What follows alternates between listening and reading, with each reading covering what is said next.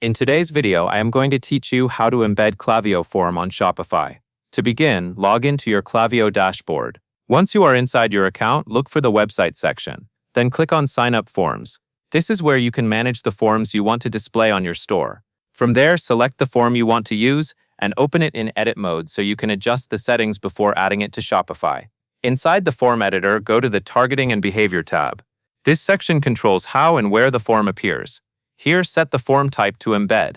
This is important because an embedded form is designed to sit directly inside a page or section of your Shopify store instead of appearing as a pop-up or flyout. After changing the form type, copy the HTML embed code provided for that form. Make sure you copy the full code so it works properly when pasted into Shopify. Once the code is copied, click Publish in Klaviyo. Publishing ensures that the latest version of the form is active and ready to display on your site. If you skip this, the embedded form may not show the most recent changes. Next, go to your Shopify store admin.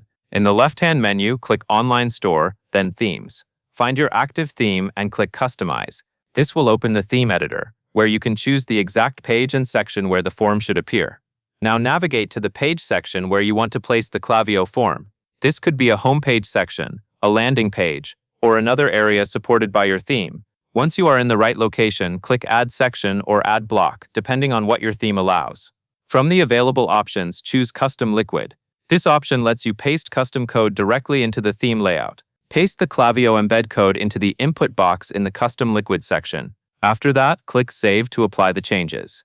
Your Klaviyo form should now be embedded on your Shopify store in the location you selected. If the form does not appear right away, refresh the preview or check that the correct page and section were selected in the theme editor. It also helps to confirm that the form was published in Klaviyo before testing it on the live store. That covers everything you need to know.